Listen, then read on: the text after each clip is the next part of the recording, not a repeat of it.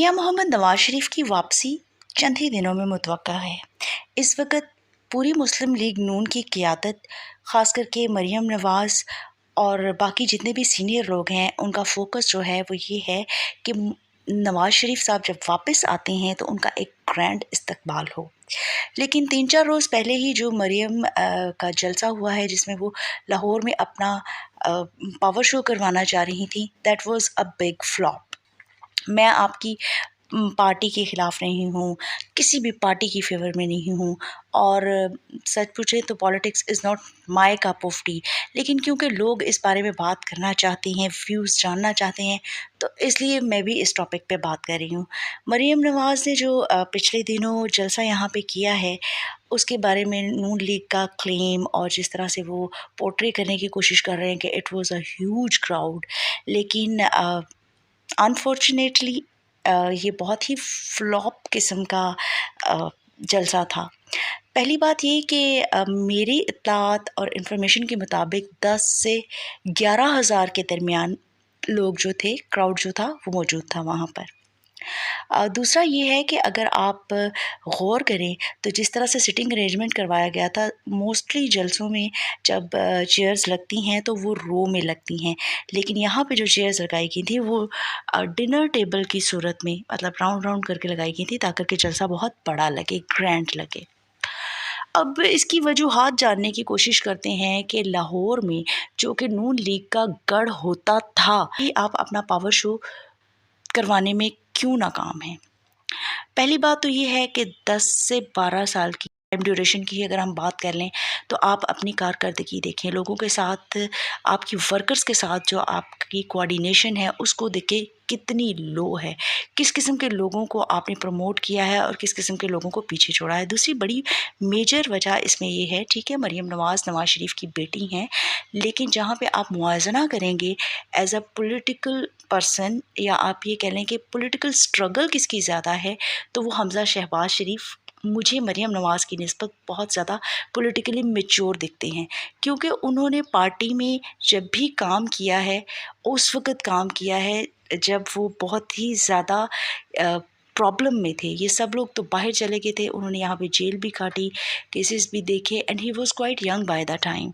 और इसके अलावा हमज़ा का जो पॉलिटिकल स्ट्रैटेजी है वो इन सबसे मुख्तलिफ है। उनका माइंडसेट ना तो नवाज शरीफ के साथ मैच करता है, ना ही शहबाज शरीफ के साथ मैच करता है, ना ही मरीम नवाज़ के साथ मैच करता है, क्योंकि उनका माइंडसेट ये है कि वो अपने आप को as a political worker mature करने में बिलीव करते हैं।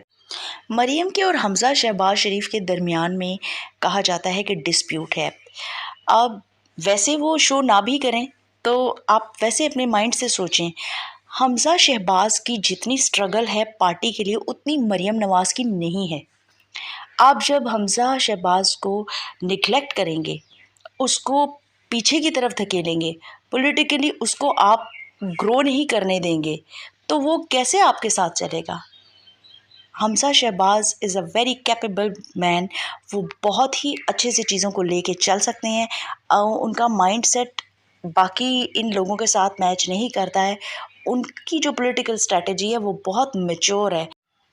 मियां मोहम्मद नवाज शरीफ, नो डाउट वो बहुत ही अच्छे क्राउड पुलर रहे हैं और काफ़ी उन्होंने गेन किया पॉलिटिक्स में, काफ़ी पॉपुलर पॉलिटिशियन वो थे, अभी भी हैं, मगर उनके लिए मुझे लगता है कि शायद उतना वार्म वेलकम आप अरेंज नहीं कर सकें, क्योंकि आपका जो वर्क है यहाँ पे उसमें आपने लाहौर को बहुत निगलेक्ट किया है। इसके बावजूद कि अभी नवाज शरीफ के छोटे भाई शहबाज शरीफ वज़ीर आज़म रहे हैं, लेकिन इसके बावजूद आपने लाहौर को निगलेक्ट किया है। कहीं ना कहीं ये प्रेशर भी आप लोगों के ऊपर रहा है कि जी आप लाहौर के लिए बहुत काम करते हैं, तो शहबाज शरीफ ने थोड़ी सी डिफरेंट स्ट्रेटजी करने की कोशिश की है कि उनके ऊपर कोई इस तरह का बर्डन और प्रेशर ना आए। आपने लाहौर को बिल्कुल निगलेक्ट किया है। नवाज शरीफ को इतनी इम्पोर्टेंस क्यों मिली थी पॉलिटिक्स में, क्योंकि भुट्टो साहब ने ज़्यादातर ये जो इंडस्ट्रियलिस्ट लोग थे इनको बहुत बैकफुट पे कर दिया था। इस सारी कम्युनिटी को इन्होंने बहुत पीछे धकेल दिया था, और किसान और इस तरह के लोगों को और ये जो फ्यूडल लॉर्ड्स वगैरह हैं इनको इन्होंने बहुत प्रमोट किया था।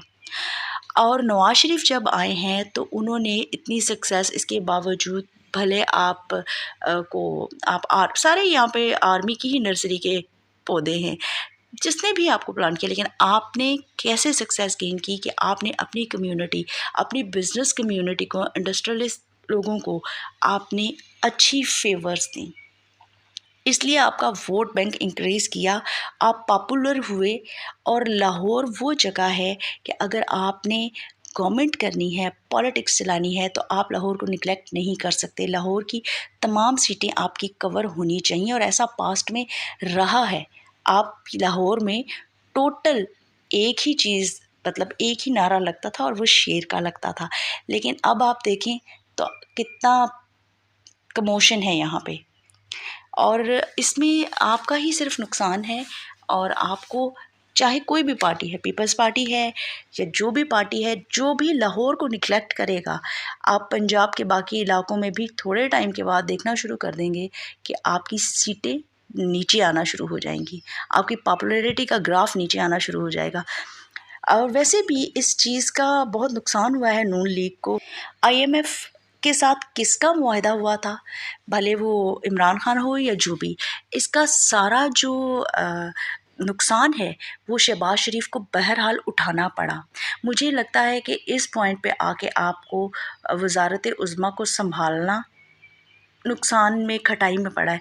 अब आप किस बेस पे ये बात करते हैं कि जी नवाज शरीफ जो है वो लास्ट होप हैं, उससे पहले भी उन्हीं की पार्टी का बंदा जो है वो वज़ीर आज़म रहा है। व्हाट यू डिड, आप आम लोग इन चीज़ों को नहीं समझते हैं कि ये इंटरनेशनल मामलात क्या है, पेट्रोल का रेट क्यों बढ़ रहा है, बिजली का रेट क्यों बढ़ रहा है, महंगाई क्यों हो रही है। अवाम, पब्लिक जो है वो रिलीफ मांगती है।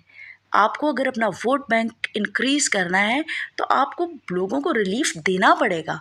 आप लोगों को यहाँ पे इस चीज़ में इंटरेस्ट नहीं है कि कौन सी पार्टी आएगी, क्या करेगी, क्या, हाँ ठीक है, फ़ैन फॉलोइंग भी होगी लोगों की, लेकिन सबसे ज़्यादा इम्पॉर्टेंट चीज़, आपको डॉलर का रेट कम करना पड़ेगा, आपको पेट्रोल का रेट कम करना पड़ेगा, आपको बिजली का, इलेक्ट्रिसिटी का रेट कम करना पड़ेगा। इसके लिए आपके पास क्या स्ट्रैटेजी है वो हमारे साथ डिस्कस करें, वो आप लोगों को कम्युनिकेट करें कि हमारे पास ये प्लान है, ये हम करेंगे और इसके साथ हम आपको ये रिलीफ देंगे, तो देन मे बी आपको कुछ अच्छा रिस्पांस मिल सके।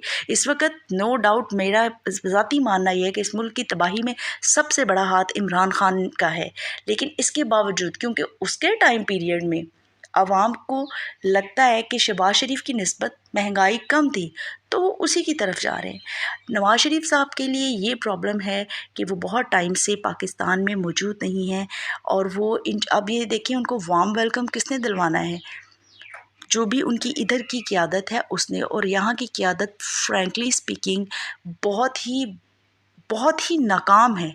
ये लोगों को अच्छे तरीके से मैनेज नहीं कर पा रहे हैं, अपने वर्कर्स को निकाल नहीं पा रहे, बल्कि आधे से ज़्यादा वर्कर्स तो इनके दूसरी पार्टियों में जाके शिरकतें कर रहे हैं।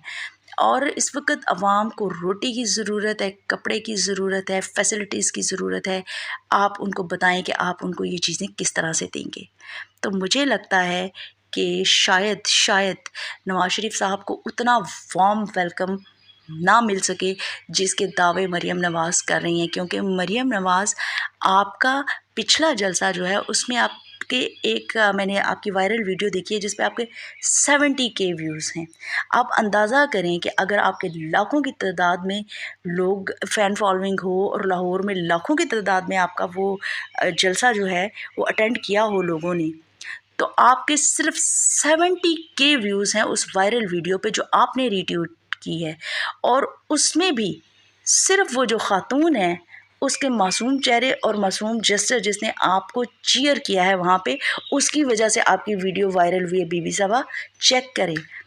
और मैं समझती हूँ कि आपको अपने वर्कर्स को अच्छे तरीके से मैनेज करना और अच्छे तरीके से आपको अपना जो सोशल मीडिया है उसके ऊपर भी आपको काम करना नहीं आता है। इस चीज़ को एक्सेप्ट जितनी जल्दी आप करेंगे उतनी जल्दी ग्रो करेंगे। Thank you very much. जल्द ही दोबारा किसी नए मज़े के टॉपिक के साथ आएंगे।